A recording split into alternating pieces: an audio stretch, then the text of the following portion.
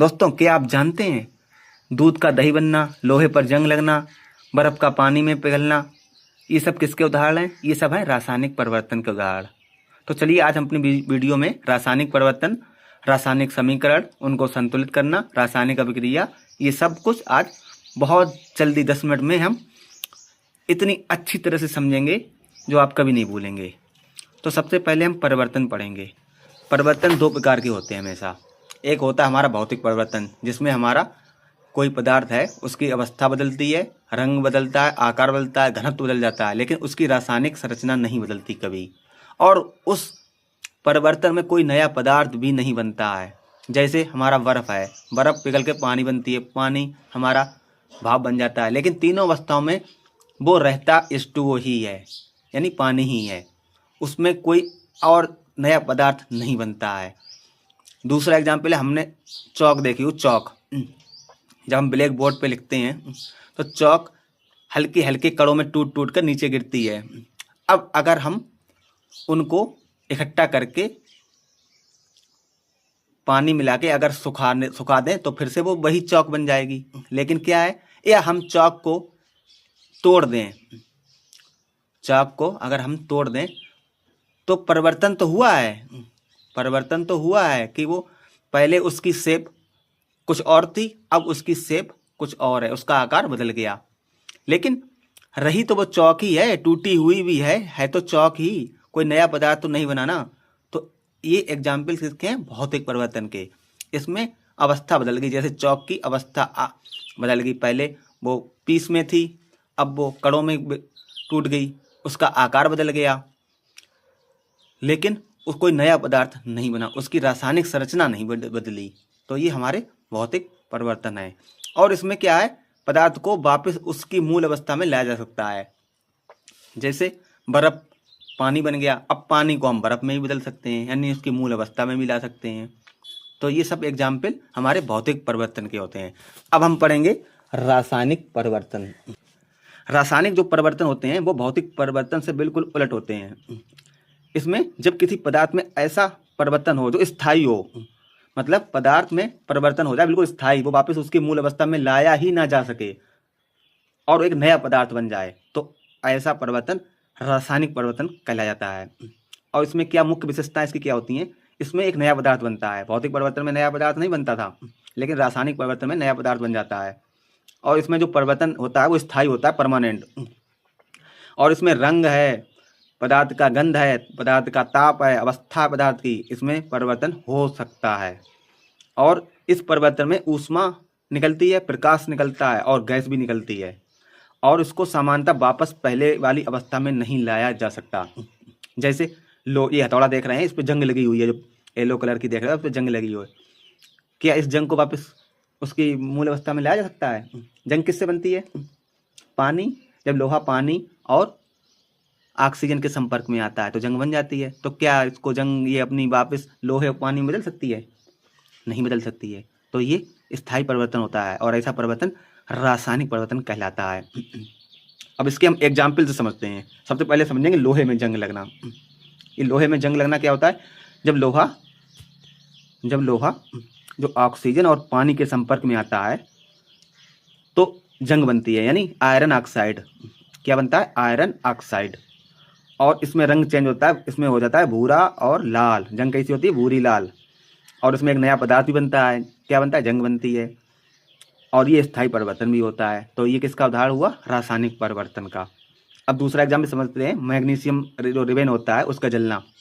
जब मैग्नीशियम को ऑक्सीजन की उपस्थिति में जलाया जाता है तो उसमें क्या बनता है? Magnesium oxide.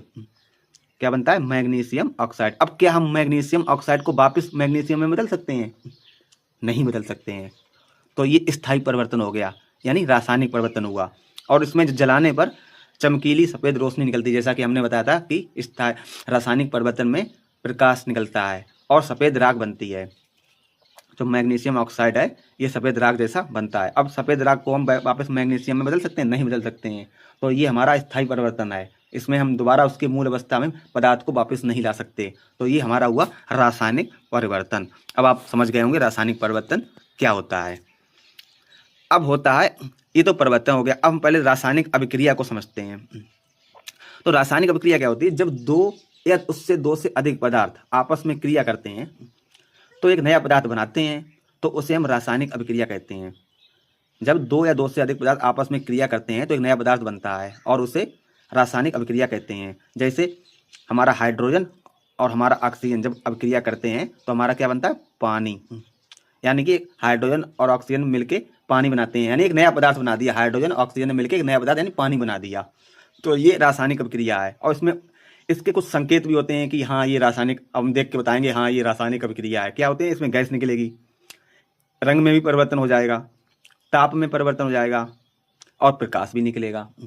ये सब रासायनिक अभिक्रिया के संकेत होते हैं। तो ये आप एग्जाम्पल देख रहे हैं, इसमें हाइड्रोजन के जो दो हैं अणु हैं और ये एक ऑक्सीजन का है, ये मिलके पानी बना रहे हैं, मतलब एक नया पदार्थ बन रहा है। तो ये रासायनिक अभिक्रिया है। अब रासायनिक अभिक्रिया के प्रकार भी होते हैं, ये कई प्रकार की रासायनिक अभिक्रियाएं होती हैं। तो हम कैसे समझेंगे, चलिए हम बताते हैं। सबसे पहले होती है हमारी कॉम्बिनेशन रिएक्शन यानी संयोजन अभिक्रिया। तो इसमें क्या होता है कि जब दो या उससे अधिक पदार्थ मिलकर एक ही उत्पाद बनाते हैं, क्या एक ही उत्पाद बनाते हैं। एग्जाम्पल, मान लो कोई पदार्थ ए है और एक बी पदार्थ है, अभी दोनों मिलकर ए बी पदार्थ यानी एक पदार्थ बनाते हैं। जैसे हमारा H2 है और प्लस ऑक्सीजन है, तो ये मिलके क्या बनाते हैं, दो पदार्थ हैं, ये मिलके एक पदार्थ बनाते हैं, क्या, पानी। यानी हाइड्रोजन और ऑक्सीजन मिलकर क्या बनाते हैं, पानी, यानी एक ही पदार्थ बनाते हैं। तो ऐसी अभिक्रिया क्या कहलाती है, संयोजन अभिक्रिया। जैसे ये हमारा कैल्शियम है और ये सल्फर है, ये दोनों मिलकर क्या बना रहे हैं, कैल्शियम सल्फाइड, यानी एक ही पदार्थ, यानी एक ही पदार्थ बना रहे हैं। तो ये हमारी संयोजन अभिक्रिया हो गई। अब दूसरी होती है हमारी अपघटन अभिक्रिया यानी डिकम्पोजिशन रिएक्शन। इसमें क्या होता है, जब एक यौगिक, कोई यौगिक एक है ए बी है, मान लो ए बी है, ये टूट जाता है और एक ये दो या दो से अधिक नए पदार्थ बना देता है। एक यौगिक टूटकर दो या दो से अधिक नए पदार्थ बना देता है। जैसे ए बी कोई यौगिक है, ये टूट गया और ए और प्लस बी ये दो पदार्थ बना दिए, तो ऐसे क्रिया कहलाती है अपघटन अभिक्रिया। जैसे हमारा सोडियम क्लोराइड है यानी नमक है NaCl, अब इसको जब हम तोड़ेंगे तो किस में टूट जाएगा, सोडियम में और क्लोरीन में। यानी एक यौगिक था NaCl और टूटकर दो में बदल गया, किसमें, क्लोरीन और सोडियम में। तो ये अपघटन अभिक्रिया कहलाती है। अगली है हमारी विस्थापन अभिक्रिया यानी डिस्प्लेसमेंट रिएक्शन। इसमें क्या होता है, जब एक तत्व होता है दूसरे तत्व को उसके यौगिक से हटा देता है।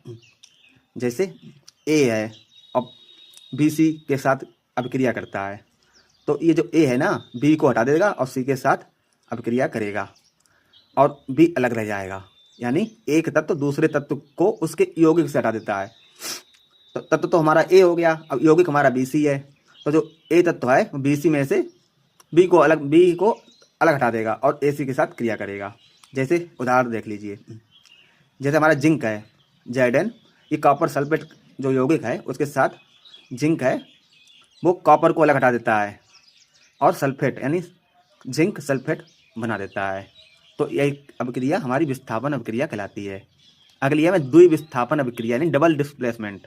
तो इसमें क्या होता है, जब दो यौगिक आपस में आयनों का आदान प्रदान करते हैं, जैसे AB और CD दो यौगिक हैं, तो A तो D के साथ कर लेगा और B C के साथ कर लेगा। जैसे ये आप देख सकते हैं एग्जाम्पल, ये चित्र से आप समझ सकते हैं। A है वो तो D के साथ मिल गया, B था वो C के साथ मिल गया। ये द्विविस्थापन अभिक्रिया कहलाती है।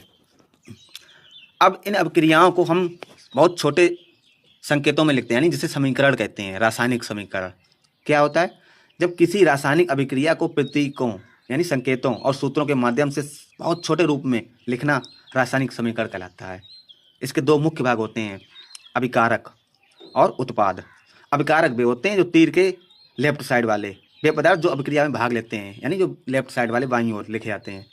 और उत्पाद वे होते हैं जो बनते हैं अभिक्रिया के बाद, जो नए पदार्थ बनते हैं, जो दाईं ओर तीर के दाईं ओर लिखे जाते हैं। जैसे जब मैग्नीशियम को हमने बताया था ऑक्सीजन में जलाया जाता है, तो Mg+O2 ये तो हो गया हमारा अभिकारक। अब तीर के जो राइट साइड में यानी क्या बना, मैग्नीशियम ऑक्साइड, ये उत्पाद यानी जो बना प्रोडक्ट क्या बना, मैग्नीशियम ऑक्साइड। तो ये तीर के लेफ्ट में राइट में लिखा जाता है। अब रासायनिक समीकरण को भी हम जान लेते हैं। तो जब किसी रासायनिक अभिक्रिया को संकेतों सूत्रों की सहायता से लिखा जाता है तो उसे रासायनिक समीकरण कहते हैं। जैसे हाइड्रोजन और ऑक्सीजन मिलकर क्या बनाते हैं, पानी। तो यहाँ पे H2 हो गया, हाइड्रोजन O2 हो गया, ऑक्सीजन और H2 हो गया, पानी। यानी संक्षिप्त रूप में लिख दिया। समीकरण के रूप में लिखना आसान होता है। अब संतुलित कैसे कहते हैं, ये सबसे इम्पोर्टेंट है। बहुत से बच्चे इसको नहीं समझ पाते हैं कभी। बहुत ध्यान से देखना। जब हम लोहे की जल के साथ अभिक्रिया होती है, लोहे की Fe की जल यानी H2O के साथ अभिक्रिया होती है जैसे, तो Fe प्लस H2O, तो हमारा फेरस ऑक्साइड और हाइड्रोजन बनता है। अब ये समीकरण जो बना है ये सिंपल सा लिखा गया है। Fe मतलब लोहा, H2O मतलब पानी के साथ अभिक्रिया करके फेरस ऑक्साइड और हाइड्रोजन बनाता है। अब ये संतुलित समीकरण नहीं है। अब हम पहले सबको संतुलित करेंगे। तो सबसे पहले हम तीर के जो राइट साइड वाले हैं उसमें जो सबसे ज़्यादा परमाणु जिसकी संख्या ज़्यादा है, सबसे पहले उसको संतुलित करेंगे। इसमें किसकी है? ऑक्सीजन की सबसे ज़्यादा है।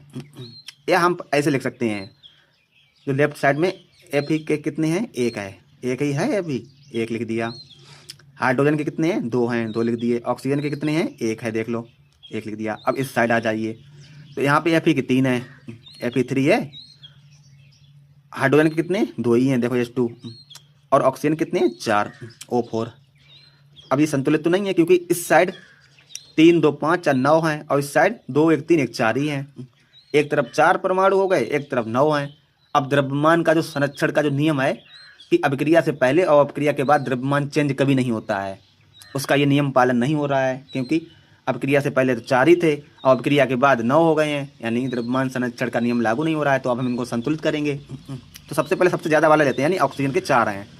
तो हम क्या करेंगे, इधर ऑक्सीजन के 4 हैं और इधर ऑक्सीजन का एक ही है। तो सबसे पहले हम H2O जो लिखा है उसके आगे हम लगाएंगे 4।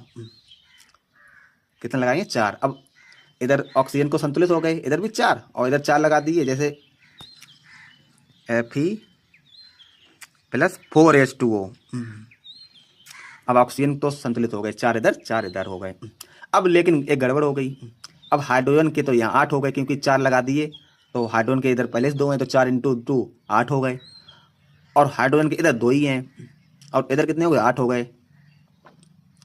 तो यहाँ भी हम हाइड्रोजन के राइट साइड में भी हाइड्रोजन के आगे 4 लगा देंगे। तो 2 तो पहले 4 × 8 इधर हो गए, और 4 ही इधर लगा दिए थे पहले ही से, तो हाइड्रोजन भी संतुलित हो गया, यानी 8 इधर हो गए, 8 इधर हो गए। अब आ जाते हैं लोहे पर, फेरस पर। तो Fe के राइट साइड में कितने हैं? 3, देख लीजिए Fe3, और लेफ्ट साइड में Fe का एक ही है, तो यानी कि इधर 3 लगा दिया, 3 लगा दिया। अब इधर भी 3 हो गए और इधर भी 3 हो गए। अब हमारा समीकरण है वो संतुलित हो चुका है। माफ़ करना, नीचे वाले समीकरण में थोड़ा मिस्टेक है, इधर Fe के आगे 3 नहीं लिखे हैं। अब ये 3 हो गए। अब आप समझ गए होंगे कि कैसे संतुलित करते हैं। तो एक बार हम आपको फिर से समझा देते हैं कैसे। सबसे पहले हम ज़्यादा वाला परमाणु लेंगे, यानी ऑक्सीजन। इसके ऑक्सीजन के राइट साइड में 4 हैं, Fe3O4, और इस साइड में ऑक्सीजन का सिर्फ एक है और इधर 4 हैं। तो हम पानी यानी H2O, जो लेफ्ट साइड में H2O है, इसके आगे हम 4 लगाएंगे, यानी हमारा हो गया 4H2O। अब इधर भी 4 हो गए ऑक्सीजन के, इधर भी 4 हैं। लेकिन अब इधर 4 लगाने से हाइड्रोजन के कितने हो गए? 8। और हमारे राइट साइड में हाइड्रोजन का कितना है? 2 ही हैं, तो हम इधर भी 4 लगा देंगे। अब इधर भी 8 हो गए, 4 दूनी 8। अब ये तो O और H दोनों संतुलित हो गए। अब हमारा क्या बचा? अब हमारा बचा है सिर्फ लोहा, फेरस। अब फेरस के Fe3O4, Fe के हैं 3, और हमारा इधर Fe का एक ही बचा है, तो यानी कि इधर हम लगा देंगे Fe के आगे 3। अब ये समीकरण हमारा संतुलित हो चुका है, यानी कि नया समीकरण संतुलित होकर आएगा, वो आएगा 3Fe plus 4H2O arrow Fe3O4 plus 4H2। अगर आपको फिर भी समझ में ना आए तो हमें कमेंट बॉक्स में ज़रूर बताएं, हम आपको फिर से समझाने की पूरी कोशिश करेंगे। और जिसको समझ में आ गया है वो हमें कमेंट बॉक्स में ज़रूर बताएं। तो चलिए, हम ऐसे ही वीडियो के लिए हम फिर मिलेंगे, और आप नए हैं तो चैनल को सब्सक्राइब कर लें।